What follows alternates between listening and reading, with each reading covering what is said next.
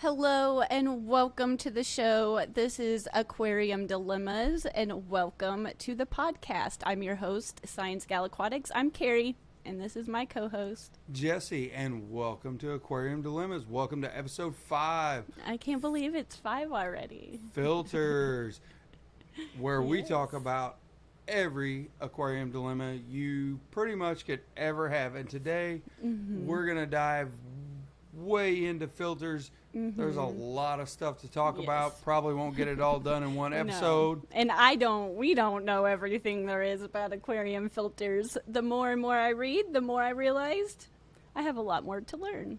And more options than I knew about. There's a lot more options on the market.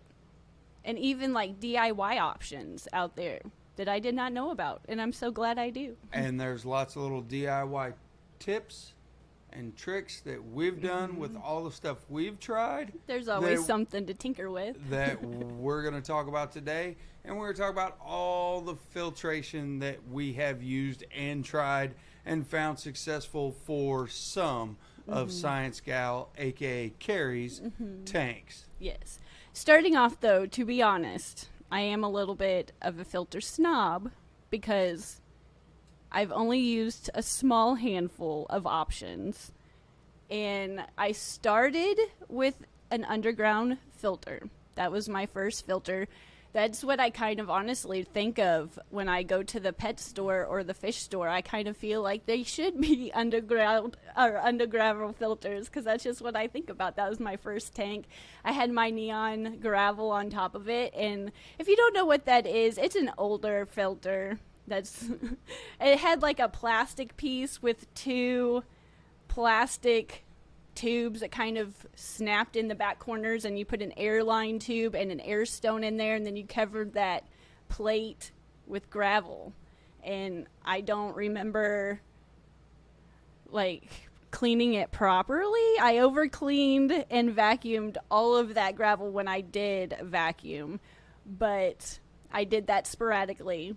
So I feel like there's a lot more options and better options out there, but if that's what you choose to use, that it still works it's still a good filter for what it is. Well, that's a good segue because undergravel filters, we now that I'm been with you, you've never used one here. No, and I probably won't use one again, but like I said, it was my first filter, and that's just what I think of, like old fish stores. You walk in and you hear the bubbling, and you see in the back, each back corner had that.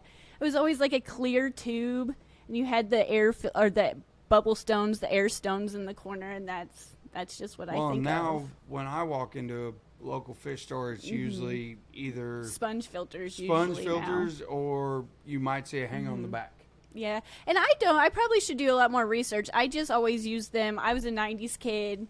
That's when I had my teenager years, so that's what I used in the 90s was the undergravel filters. And for what they were, they did work good for the options. And I took a little bit of time off, but once I got my first aquarium or my first apartment and I had a larger tank, there was hang on the back filters available now. But kind of going back a little bit, do you want to explain, or do you want me to explain, like what kind of filters?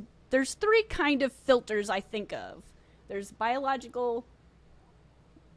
There's biological filters, chemical filtration, and mechanical filtration. And that's kind of how I break filters, like categories, and then within each one of those, there's different options. Well, there's those. And then on top of that, you can mix them all together. Well, there's those 3 types of filtration. Yes. And all of those 3 types of filtration are used in, for the most part, your filters. Because at some point it has to be mechanical. Well, there's some of my tanks in the fish room, I don't even have any filtration in them. So you don't have to use. And that is a well-established tank. Yes. But in the beginning, I do like the mechanical filtration. But to even explain what it is, I think of it as things that remove particulates from the water, and in my head it's things that typically plug in. Anything that plugs in, yes. And I'm the same way, 100%. I like to low-key everything, keep it simple. The marine method, the KISS method. Oh. Keep it simple.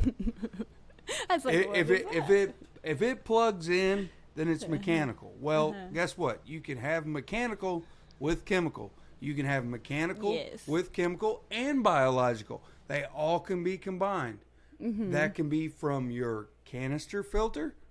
That can be from your hang on the back filter. That can even be from your sponge filter. Yes. Yeah, and as I got a little bit more experienced and my mind opened, I kind of learned how to intermix them, because even on your hang on the back filter, there's biological stuff that grows on just the container of your filter if it fits down into your fish tank, or whatever's inside that water. It has the surface area because it can grow bacteria on it to kind of help. But I kind of like a mix. I don't do the chemical. I've tried a little bit in the past, but I'm not the best at like measuring things out, and whatever my water chemistry is, I usually just kind of work with it. But I do like the combination of mechanical and biological filtration together. That's my favorite. But out of that, I usually like a hang on the back or a tetra whisper filter, which I always kind of classified it as a hang on the back because I hang them on. I use the clip. I don't like the suction cups, but technically I think they're internal power filters. They're what they call a power filter. Yes. And there's basically about 8 different main varieties of filters. But to take a half a step back, we're all out of order, but that's the fun of discussing it, I guess. Take a half step back. Biological is basically anything that can grow beneficial bacteria that will eat ammonia, nitrite, nitrate. It helps you out a lot. So to get to my point that anyone that's already listened to this podcast knows, your substrate, plants, your biomedia, which we'll talk about in a little bit, that can go into your filters, and some filters already come with those. And then your chemical. So your chemical is going to have like charcoal, activated carbon. It's going to have phosphates in it. The slide-in cartridges, that's what they consider chemical. Yeah.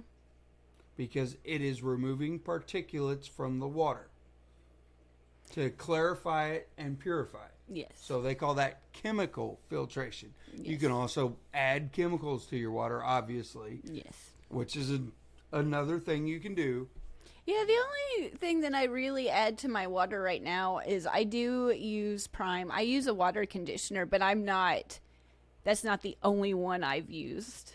I'll kind of try different ones here and there, but I usually go back to Prime at some point down the line. And I use a little bit of that. And I don't even really use fertilizers anymore. I probably should. I've used liquid fertilizers in the past, but things that make my pH go up or down or anything like that, I don't use. And I don't use the activated carbon.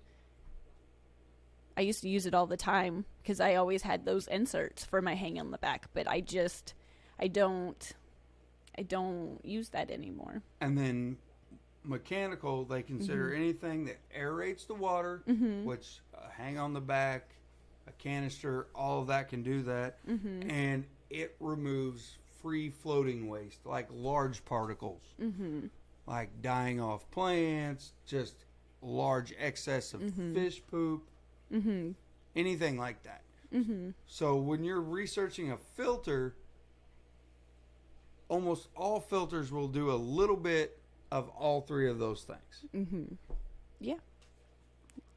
And I'm thankful because it like I said, I do have some fish tanks that don't use filtration, and honestly, they were my longest running ones, and at some point the filter got clogged or something happened and it just stopped working, and we just never fixed it, didn't have time to get to it. But my tanks are very well planted now. They're very planted, especially the ones that I don't have filters on. So that does help. I don't panic in those tanks if my filter breaks. Whereas if it's a new tank with no plants in it, I do. So you used to just throw a filter away? Yes. Before you entered my life and I started getting into the hang on the backs or the Tetra Whisper filters, I'm new to the sponge filter game. I've only used, I think I have 4 now, but that's a new addition to my life. But going back, if they clogged and they just stopped working, I did not realize that you could take them apart and modify. Like, you could put additional media. I just had the cartridges, and if I would replace them or rinse them out in my sink with tap water and put them back in, which I don't recommend doing that at all. Well, it's not the right way to do it. No, not at all. But that's what I did because I didn't know any better. But if they did not work properly, then I would toss them out and I would go right back to, usually at that time, Walmart, because we didn't have another fish store option, and I would just replace it. Well, shameless plug, but if you want to know how to take apart a hang on the back filter, they're all pretty much the same. Check out ScienceGal Aquatics. I will show you how to take a filter apart. Super easy, and one that is majorly been unplugged for a long time in a well-established tank. Yeah. Well, and like I kind of do lump them all together. I think of anything like the Tetra Whispers, they sit inside your tank. They sit inside my tanks. So whereas the proper hang on the back kind of sits on the rim of your tank, and then there's that long tube that goes into your tank. But the one drawback to those is if you do have like a power outage or they stop working or something and you don't notice it, they will make, if they run dry or something like that, they will make a noise that's not very good, and they don't turn back on with your electricity. Whereas the canister filter, the Fluval, we have an FX4 upstairs in the larger tank, it'll prime itself and turn right back on. So, well, and it depends on what kind of canister filter it is. Well, I've tried them. Like, I've tried the stuff that you can get at the pet store. I've tried the Tetra Whisper filters. I've tried the Aquarium hang on the backs and the Top Fin hang on the backs. I think I've tried an Aqua Clear in the years past. I've tried different ones, but I still like, those are the hang on the backs. Aqua Clear makes a little bitty one that goes in the little tin that I'm looking at over here, little rimless tin. There's 8 different types of major ones, and we've used 4 of them that I have physically put my hands on in the time that I've been with you. What they consider a box filter, which goes completely submerged inside the rim of the tank. Yes. Which we have one in the 40. I think it's a Fluval U2. And it has It's cartridges. a U series. It has cartridges on both sides that have sponges in it, and then in the middle it has biomedia. And basically all the water flows in through the sides. It pushes flow straight out the top. You submerge it, and it moves the water around circularly through. And not a lot of flow, which goes back to when you're picking your filter, you got to think about the species of your fish. And then you have your canisters. What Kerri said, we have the FX4 upstairs. Super, super easy.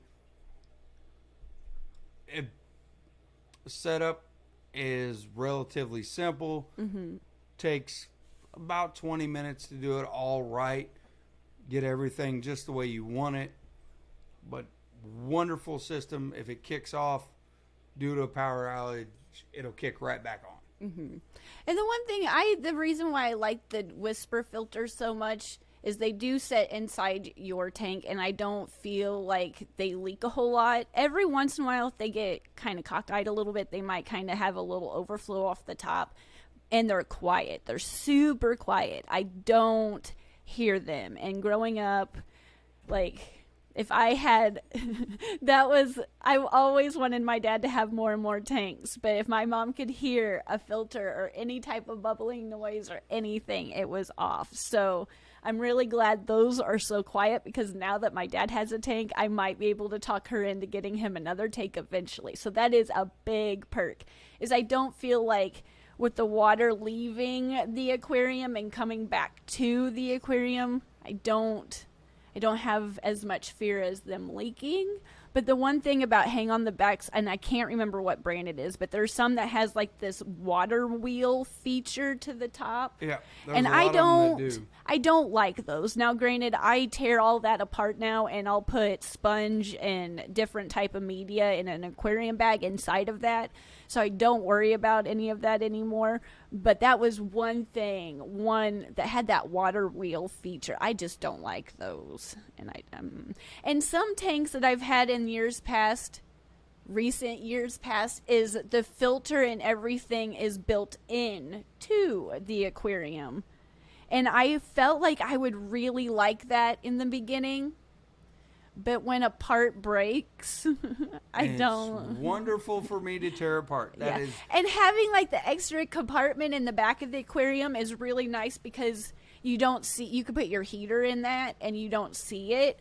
And, you know, if I could have a tank where you don't see any of the filter or the heaters and it's all covered up, that would be ideal. Well, yeah, but because for me, cords are the menace of cords and just having, like, that's the one thing I do, even though I'm new to sponge filters, I do like them. But I don't know, even though like the Tetra Whisper filter still sits in my tank and it takes up a lot of room, I feel like because it's raised a little bit, I just like it a little bit better than the sponge filter just sitting at the bottom. But I do prefer having a sponge filter in my shrimp tanks now. Well, and it depends. Yeah, and are you having multiple tanks? Are you yes, multiple I do tank syndrome? See, sponge filter, that's probably if you got multiple tanks, sponge filter, that's probably your way out. Yes. If you're brand new and you went to the fish store, you probably got a kit and it probably has a hang on the back. Yes. And that's one, like, I do appreciate going to the store and having a kit, because I feel like it's a little cheaper, and whatever it comes with, I'm going to make work. But I know now how to make it work better than I did a handful of years ago, when I just would get a kit and I would set up and have the inserts and I would use them. But I do feel like, though, having sponge filters is an advantage if you had like one of those, piston air pumps or a piston pump, and you can have, I don't know, 60 to 100 tanks and you have airline. That would be a huge advantage, to have sponge filters in all your tanks, and to maintenance them, all you have to do is disconnect like one airline and put them in some tank water and squeeze them out every so often. When they get a little clogged, when you see your bubbles kind of slowing down, is when I'll clean them out and kind of rinse them off just in the tank water that's coming out, and then they're really 60 easy. Different buckets. Yeah, they're really easy to maintenance. They're really easy to clean or to set up, and they are quieter than I had in my head, because I think that was one of the reasons why I didn't want to try them for so long, was because in my head I thought it was just going to be really just constant. And I do like the sound of bubbling water, like a fish tank that you can hear the filter a little bit. But all of my tanks running like that, but they're surprisingly quiet.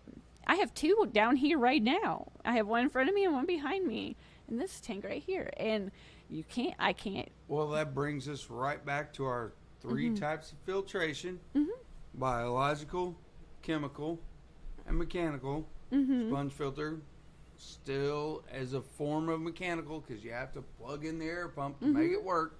But the sponge, on the outside, it breeds so much good beneficial bacteria for you. It really does.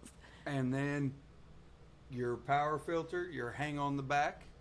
Mm-hmm. Same thing. Mm-hmm. On the inside of it, if you change it out, like Kerri does, and you switch it up to sponges and to biomedia and let all of that sit in there, Mm-hmm.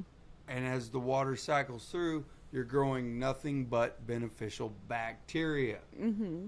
And I think one of the most kind of probably what we should have started with, to tell you the truth, kind of deciding which one to go with is, like, in years past, I would go to the store or to Walmart and I would have, let's say, usually it was a 10-gallon aquarium. And I would have thrown away my filter because it was clogged. And I was going to the store and I needed to buy a new one. So I'd scan through and I'd find something that was rated for a 10-gallon tank. And I'd bring it home and I'd set it up. And now, like, I still pay attention to what the recommendations are, that it's recommended for a 10 to 20 or a 30 to 50 gallon. I still take that to account. But I feel like the fish and kind of what else is, if it's planted or not, more Substrate. so, yeah, the substrate, but more so the bioload of the fish.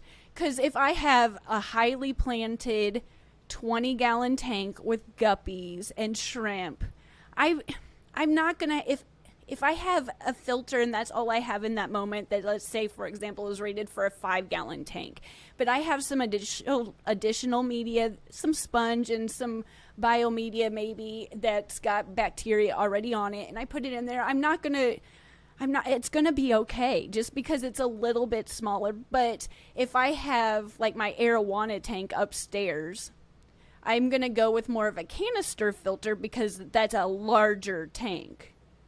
You're trying to move a lot more water volume. Yes. And so, like, a 10, a 510, a 20, even my 30-gallon bow front, I usually go with a Tetra Whisper filter or some kind of hang on the back that I have. But the 75-gallon that I have upstairs, I've gotten, like, they're not my favorite, but I have a few smaller canister filters.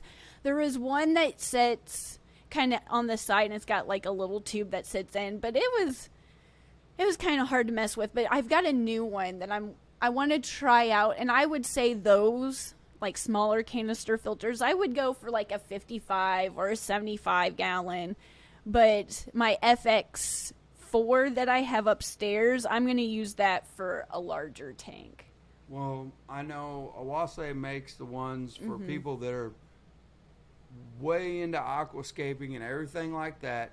They make the ones that already have the heater and everything built into the filter. And we haven't tried it yet, but it looks fantastic. Built into the filter.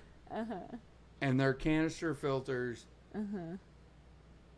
And they claim they're self-priming and all that. I have not personally used them, so I cannot say that. However, they do look wonderful. The idea is great, and they already come with actual media in them, same as the FX4.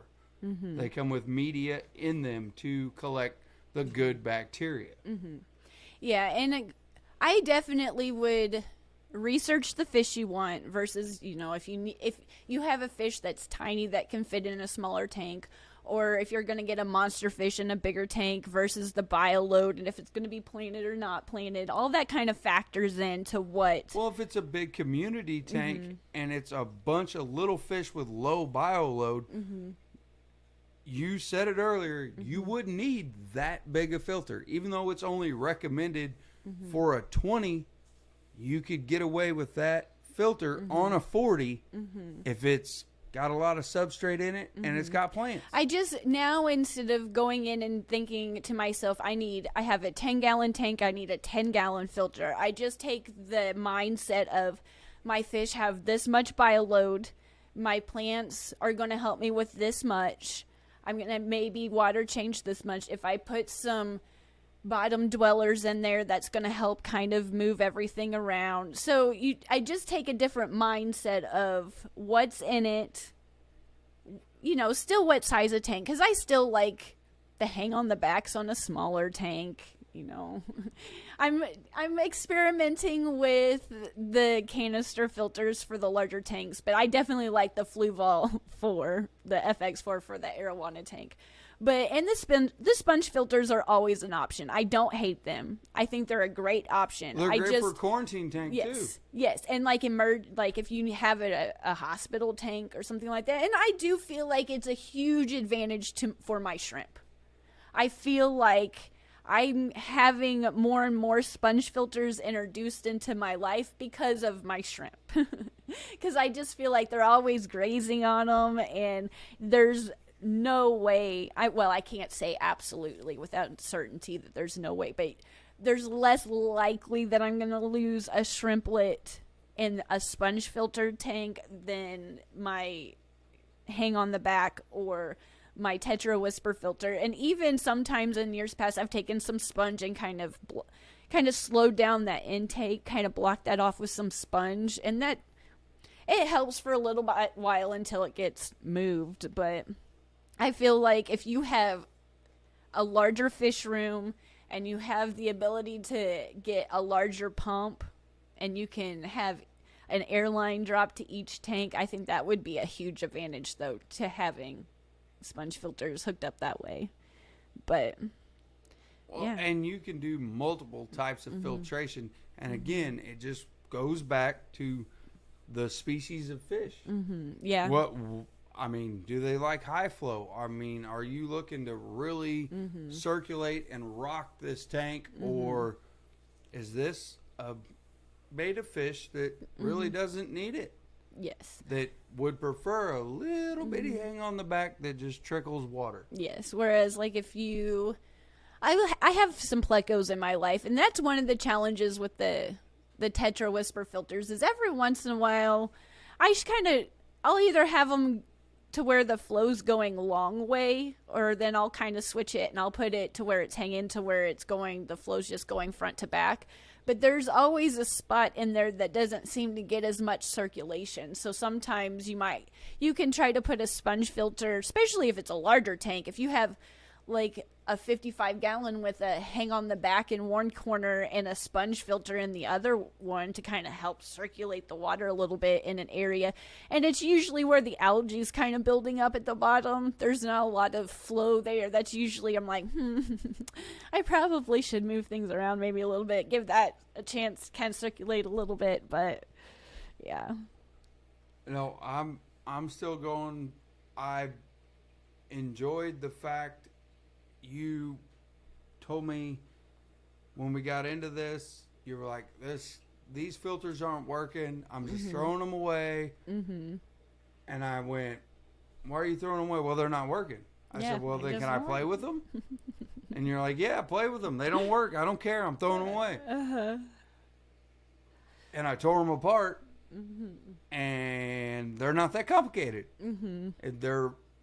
They're really even not. The canister filters are the same.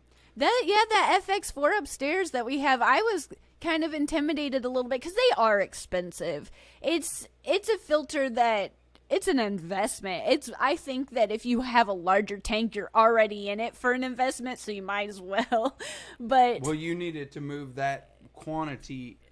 Yeah, you have to cycle that much volume of water. But do not be. Because I am the parts guy, folks. I just like the fact that it comes back on by itself. Thank you for listening, but I am the parts guy. I am the one that if there's a problem, I have to figure it out. Well, that's why I have you here, to introduce, like, oh, by the way. But pumps are not that complicated. There's a few things you have to know about them. You can check out ScienceGal Aquatics YouTube. You'll see some videos about it. They're not as bad. They are intimidating, though, especially when you get up to canisters. Even Kerri had me scared. Yeah, but once you can't it's do just that. Because it's so expensive. I don't want to do something that will break it. Because when you're first taking apart something or cleaning up, let's say it was probably honestly the first time we were maintaining it, or whatever the word is, and you're nervous because it's your first time. The first maintenance? Yes, and you don't know, like, okay, I don't want to push this part too hard because it'll snap off, and then I'll never, but once you get over that, it's completely easy. It's I think the hardest part is trying to get it back into the cabinet that it goes under. Yeah, that's the whole dilemma itself, is taking the filter apart, because you bought it, you invested the money, and then you're like, now I gotta figure this out. Yes. But there's a few different options that are out there too that I would like to try that I just haven't. Like, for if we ever get a larger tank for the arowana, we're always shopping for a larger tank because he's always growing. But eventually, I think we would like to try a sump, like building a sump of some sort. Right now, the fact of drilling a tank terrifies me. And then drilling it, putting it all together, and then having a leak. I know it's completely possible.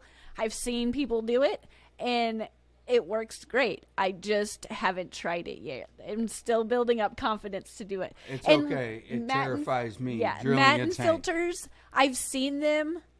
I feel like in years past I might have even tried them, but I just can't remember. But I know that I would like to try them for something, for a shrimp tank in the future, just to try it out, either for the first time or again. I just can't remember. But there are a couple different, and there's numerous different, like every time I look at filters, there's a brand or something that I just didn't realize. The filter market, if you go on Amazon, for all budgets too, you can go from the very high end to the very low end. And we do not know every brand. No one, I don't believe, knows any I'm brand. sure there's some that know them all, but I don't. But it's fun trying. Well, now that I'm more open-minded and not such a filter I would say there's snob. nobody that has used every brand, knows every brand specifically. There's so many out there. However, just do your research, look at the reviews, see what the comments are on those, and if it's affordable and you want to try it out, try it out. I would love to know how it works.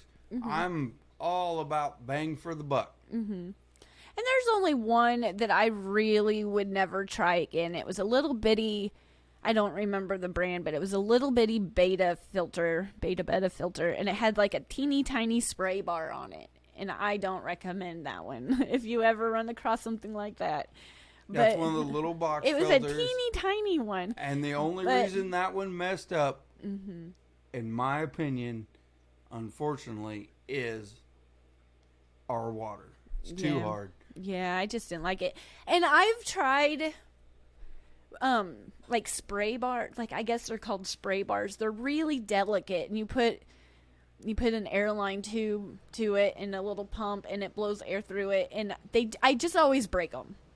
But I don't use those in any way for filtration because it just helps add oxygen to the water. You're just aerating the water. Yeah, just aerating. But I just don't. I always break them in large air stones.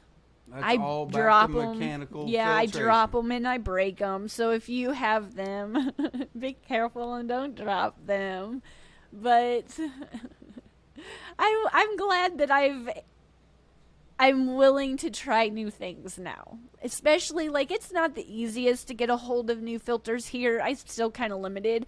But the fact that I can order stuff and try new stuff like that. And every time I go shopping or I look online, like, there's always some, just not always filters, but there's always some kind of product that you're like, what is this? What is this? Well, bottom line, we use lots of mechanical filtration, but it is doubled up behind biological filtration. Yes. And the one time we have an outside koi pond, and we had a pond pump, and we put it in like a Tupperware box, and we drilled holes all over it, and then we dumped a bunch of media in there and tried to make our own. So the more you learn and the more you know why things are the way that they box are. worked really well. It really did. It's now we took it away because we thought, well, I thought which is true. The koi needed more swimming room because they got larger, but it really helped with the pond pump itself. Just didn't clog as much because it had all that protection. Plus, it was always more. It was just generally clearer with when we had that. But the more you know why we do things in the hobby and everything, then you can understand to make things yourself. Maybe you don't want to buy filters anymore at all and you want to build your own or build something that will work. Or if you know why we need filtration and all this stuff in your tanks, then you can eventually kind of, I don't know, just do anything, build anything. Well, you need to use filtration to a point. To a point, you have to use it. Well, you don't have to use it at all. Well, if it's this goes into cycling a tank. We're going to have to go into, it's going to have to be like an 8-part series into cycling a tank. But to cycle a tank, I believe, and I can be 100% wrong, you're going to have to use some sort of filtration to help speed up the process. It definitely helps if you have some, I don't know, what's it called, seeded filtration, or just some filtration that's got some bacteria on it that, like, I'll take one of the media bags that's in the filter. So you're moving biological filtration to another brand new tank. Yes, it helps jumpstart that for you. But even, let's say, I wouldn't recommend, like, I wouldn't necessarily do this, but let's say I have to have a tank today. It's got to be set up with fish in it today, but I don't have any of that. You can always, let's say I have a tank that has a bunch of plants in it. There's still bacteria and stuff that grow all over those plants. Just because it's not aquarium media, it's still, or you can move substrate over to the it doesn't have to be from a filter to start a tank. It's just something that has bacteria that's grown on the surface area of it to help jumpstart the tank. But I find it's easier if I have something going on and I need to have a tank set up right then. It's just easier for me to grab either a sponge filter or some aquarium media from another filter or something and just set it up and use that and get it going. And because sometimes if you mess up your substrate too much and you don't want to crash and just like disrupt all that either. So sometimes it's easiest where you don't have to disturb as much just to grab that from a filter and just move it over, if that makes sense.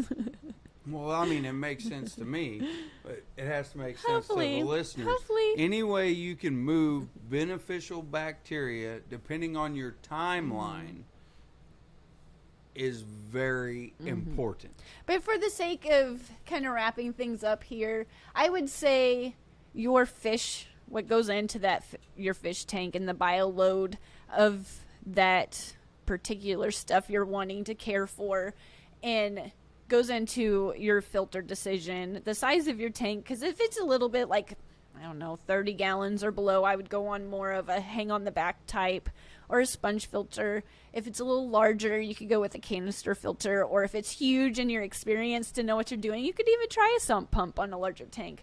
But I think in your budget, sometimes it's just hard to spend $200-300 on a filter, and you got to keep it a little bit on a smaller budget. And there's still options that work fantastic. Oh, there's lots of options, and you can use multiple applications of the filtration. You can put a sponge filter in there. Yeah. You can have a little hang on the back canister. Yeah. You can have 2 hang on the back filters. I just think it works and a best sponge filter running. if you use biological and mechanical filtration together. But if you can't, you can't. And if you don't want to and it doesn't work, then it doesn't work for you. Some people just like the natural no filter at all method, and I like those tanks too. Well, and those are awesome. But those are usually more well-established. Well-established tanks. Well-cycled. There is, but it's still an however the kids say option. it now, hashtag well-established tank. That tank has been there a long time. It's something to shoot for. It looks good. And I think that if your aquarium is planted versus not planted, I think kind of contributes a little bit. Because whether it was a hang on a back or a canister filter, if it's a heavily planted tank, I'm not going to freak out as much if it has a hiccup. But if it was a heavily planted tank that was a little larger, that still had a lot of bioload to it, I might a little bit more. But it just depends on what you're wanting to keep, your budget. There's a few factors you just need to factor in, I guess, and think about. But there's an option for everything. Well, So kind of the order of our episodes. Tank size. The mistakes we've made. I mean, what fish are you putting in there? But hopefully this helped in some way. I mean, Hopefully and you... then what substrate you got in there? Hopefully this didn't confuse you on your decision even more. So I really hope you learned something from all of this filter talk. I really appreciate you listening and being here. And we always invite you to check out ScienceGal Aquatics on YouTube. If you would like to join the membership, we have a membership as low as 99 cents. So we always invite you to check that out too, if you would like to watch this wonderful podcast. Yep. Thank you for tuning in and listening, downloading. Check us out. And good luck on your filter decision. I hope we helped just a little bit. So thank you so much. And until the next time, thank you so much for listening. Bye. Bye.